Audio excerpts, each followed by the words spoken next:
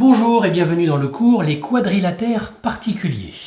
Alors, qui dit quadrilatère dit 4 côtés. Donc, voici en gros, pour résumer la situation, l'arbre généalogique des quadrilatères. On va commencer en haut par celui qui a le moins de propriétés, et puis on va descendre petit à petit dans la famille, en sachant que, si je vous le présente de cette manière-là, c'est qu'il y a une bonne raison, c'est qu'à chaque fois qu'on va descendre d'une génération, on va garder les propriétés qu'il y a au-dessus, et on va en rajouter. C'est-à-dire que le plus simple des quadrilatères, ce sera celui qui est en haut, et le plus compliqué, c'est celui qui est en bas, puisqu'il va cumuler l'ensemble des propriétés de la famille. Alors, on va commencer tout simplement par le quelconque. Le quelconque, c'est un quadrilatère qui a 4 côtés et qui n'a rien de particulier. Et puis on va avancer un petit peu. Le trapèze, vous remarquerez que le trapèze, il a 2 côtés parallèles. Puis on va avancer un petit peu. Celui-là aussi, il a 2 côtés parallèles, puisque, comme un arbre généalogique, il le tient de la génération précédente. Mais il a 2 côtés parallèles, plus les 2. Donc en fait, il a 2 paires de côtés parallèles. Puis ensuite, on va avancer. D'un côté, on aura le rectangle. Vous voyez que le rectangle, comme la génération d'au-dessus, il a 2 côtés parallèles, plus les 2 côtés parallèles. Mais en plus, il a des angles droits. De l'autre côté, pareil, le losange, vous voyez, côté parallèle, côté parallèle. Oui, mais sauf que celui-là, on va rajouter quelque chose, il aura des côtés égaux. Et puis, le best-of du best-of, ce sera le carré, donc la forme géométrique, le quadrilatère le plus complexe, parce que c'est celui qui aura le plus de propriétés.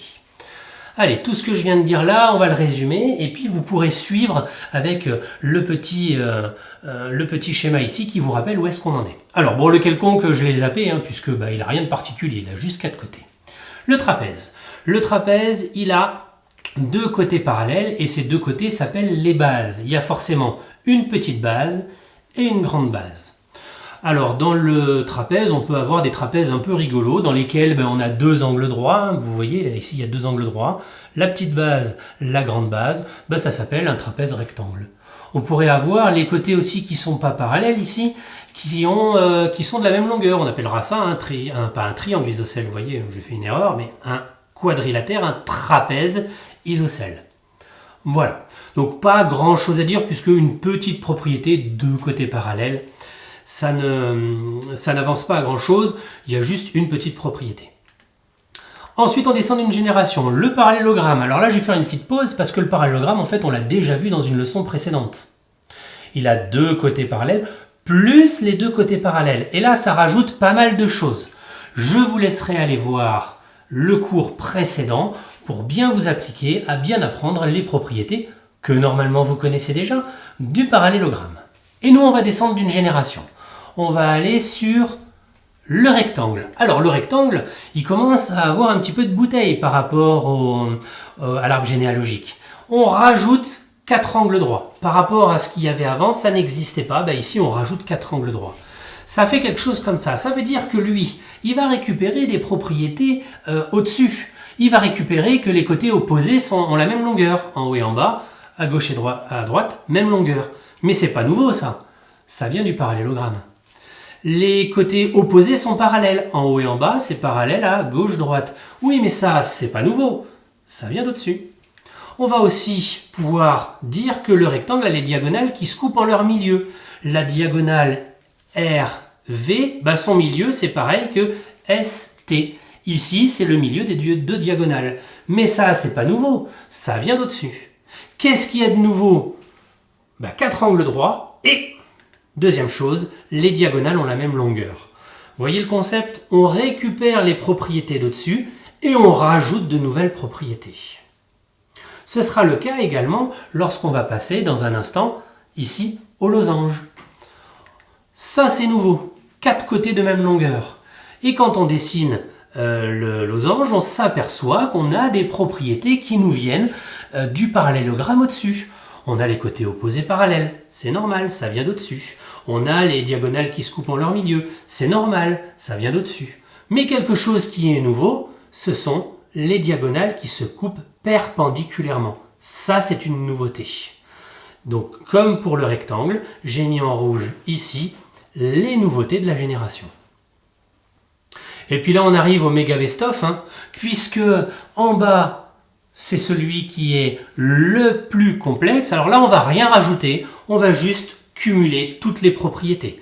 C'est-à-dire les diagonales qui se coupent en leur milieu, les côtés opposés parallèles, les diagonales perpendiculaires, les diagonales qui se coupent en leur milieu, je ne sais pas si je l'ai déjà dit. Bref, un espèce de gros best-of de toutes les propriétés qu'on a vues avant. Ce qui veut dire que le carré, il a les propriétés du rectangle. Le carré, c'est donc un rectangle particulier. Le carré, il a les propriétés du losange. Donc le carré, c'est un losange particulier.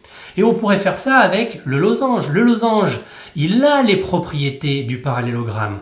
Donc le losange, c'est un parallélogramme particulier. Apprendre cet arbre généalogique, ça va vous permettre de savoir à quelle génération apparaissent les propriétés pour savoir est-ce qu'on est un trapèze particulier, est-ce qu'on est un rectangle particulier, voilà, et ne pas se tromper. Alors, c'est un cours assez réverbatif qu'en général vous n'aimez pas trop parce qu'il y a beaucoup de choses à apprendre. Ouais, mais il n'y a pas de secret. Si on veut faire le Tour de France, d'abord, il faut apprendre à faire du vélo. Si on veut résoudre des exercices de mathématiques, d'abord, il faut apprendre des propriétés mathématiques. Ça vient pas tout seul. Donc, il faut absolument connaître toutes les définitions. Non seulement il faut connaître toutes les définitions, mais en fait, il faut connaître les propriétés et savoir à quel niveau elles apparaissent. Parce que si vous me dites qu'un parallélogramme a des côtés qui sont perpendiculaires, ça marche pas, vous n'êtes pas dans la bonne génération. Donc ça, il ne faudra pas se tromper. Et puis pour terminer, il faudra construire ces figures-là avec des données. Je vous donne les données, je vous dis que c'est un carré, il faut, règle et compas, arriver à construire les quadrilatères. Voilà, donc un cours où il y a quand même pas mal de choses à apprendre, il faut que ce soit bien clair dans votre tête, n'hésitez pas à revoir ces choses-là, puisque après on en aura besoin dans les années suivantes, si on ne les connaît pas, on ne peut pas arriver à faire les exercices. Moi, sur ce, je vous souhaite un bon courage, et je vous dis à bientôt.